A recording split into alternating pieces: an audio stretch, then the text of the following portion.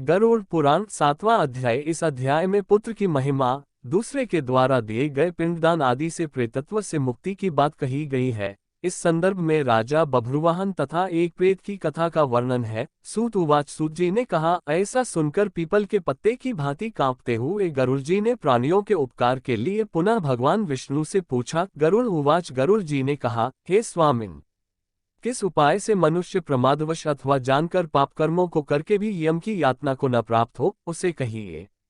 संसार रूपी सागर में डूबे हुए, दीन चित्त वाले, पाप से नष्ट बुद्धि वाले तथा विषयों के कारण दूषित आत्मा वाले मनुष्यों के उद्धार के लिए हे माधव, पुराणों में सुनिश्चित किए गए उपाय को बताए, जिससे मनुष्य सद्गति प्राप्त कर सके। श्री भगवानुवाच, श्री भगवान बोले, हे तार्क्ष्य, मनुष्यों के हित की कामना से तुमने अच्छी बात पूछी है। सावधान होकर सुनो, मैं तुम्हें सब कुछ बताता हूँ। हे खगेश्वर, मैंने इसके पहले पुत्र रहित और पापी मनुष्यों की यातना का वर्णन किया है। पुत्रवान तथा धार्मिक मनुष्यों की पूर्वोक्त दुर्गति कभी नहीं होती। यदि अपने पूर्वार्जित कर्मों के कारण पुत्रोत्पत्ति में विघ्न हो तो किसी उपाय से पुत्र की उत्पत्ति संपन्न करें। हरिवंश पुराण की कथा सुनकर विधान पूर्वक शतचंडी यज्ञ करके तथा भक्तिपूर्वक शिव की आराधना करके विद्वान को पुत्र उत्पन्न करना चाहिए। यत पुत्र पितरों की पुम नामक नरक से रक्षा करता है, अतः स्वयं भगवान ब्रह्मा ने ही उसे पुत्र नाम से कहा है। एक धर्मात्मा पुत्र संपूर्ण कुल को तार देता है। पुत्र के द्वारा व्यक्ति लोकों को जीत लेता है, यही सनातनी श्रुति है।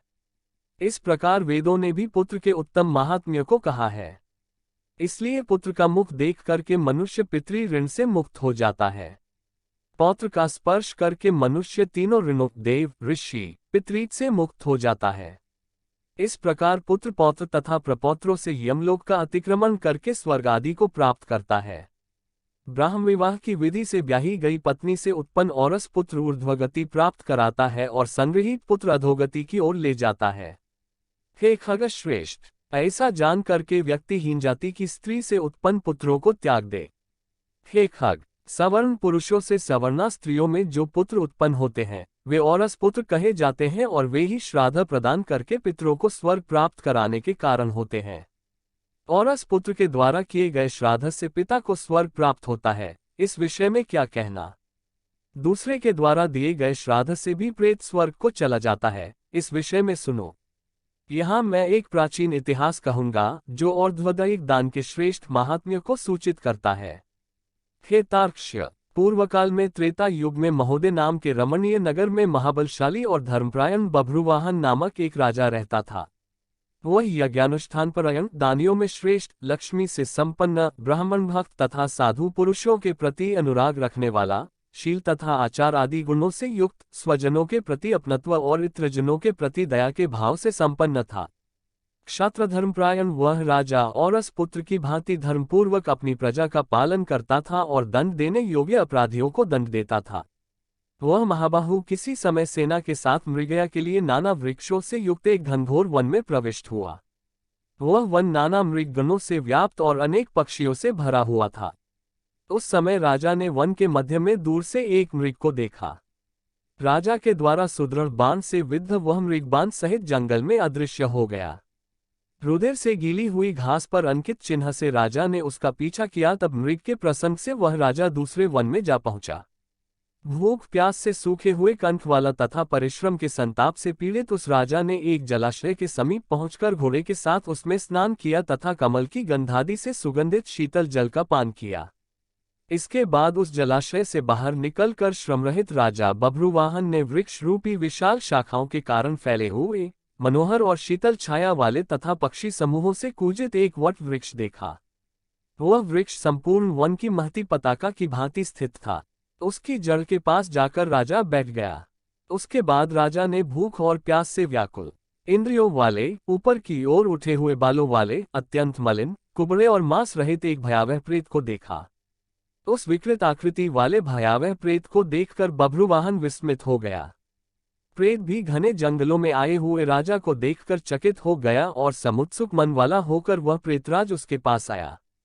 हे तार्क्ष्य, तब उस प्रेतराज ने राजा से कहा, हे महाबाहो, आपके संबंध से मैंने प्रेत भाव का त्याग कर दिया है, अर्थात मेरा प्रेत भाव छूट गया है और मैं परम शांति को प्राप्त हो गया हूँ तथा धन्यतर हो गया हूँ। राजोवाच, राजा ने कहा, हे कृष्णवर्ण वाले तथा भयावह रूप वाले प्रेत, किस कर्म के प्रभाव से देखने में डरावने लगने वाले और बहुत ही अमंगलकारी इस प्रेतत्व स्वरूप को तुमने प्राप्त किया है?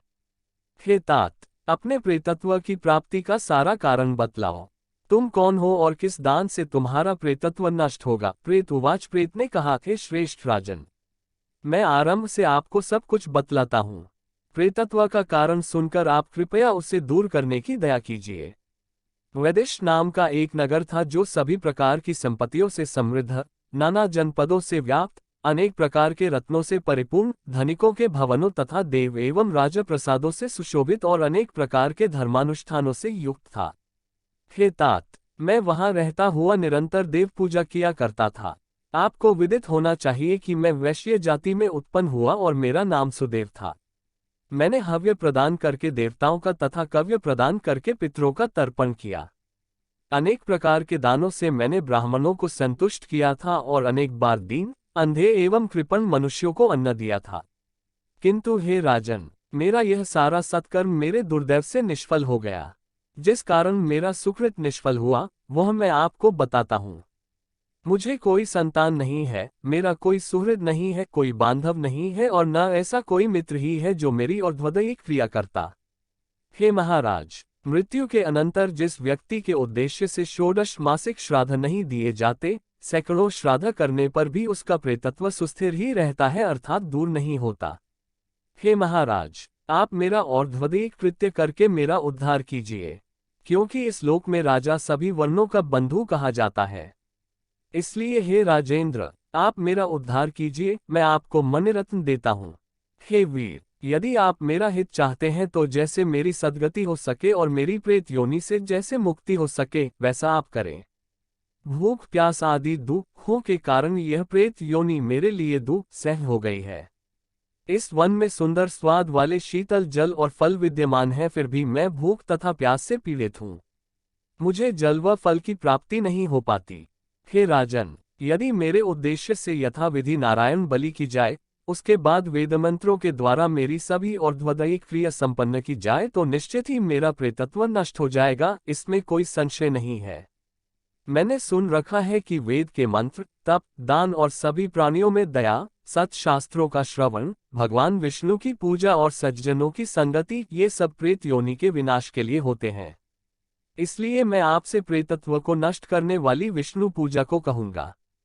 हे राजन, न्यायोपार्जित 2 सुवर्ण 32 माशा भार का सोना लेकर उससे नारायण की एक प्रतिमा बनवाए, जिसे विविध पवित्र जलों से स्नान कराकर 2 पीले वस्त्रों से वेष्टित करके सभी अलंकारों से विभूषित कर अधिवासित करें, तदनंतर उसका पूजन करें। उस प्रतिमा के पूर्व भाग में श्रीधर, दक्षिण में मधुसूदन, पश्चिम में वामन और उत्तर में गदाधर, मध्य में पितामह ब्रह्मा तथा महादेव शिव की स्थापना करके गंध पुष्पादि द्रव्यों के द्वारा विधि विधान से पृथक पृथक पूजन करें। उसके बाद प्रदक्षिणा करके अग्नि में हवन करके देवताओं को तृप्त करके घृत, दधि तथा दूध से विश्वेदेवों को तृप्त करें।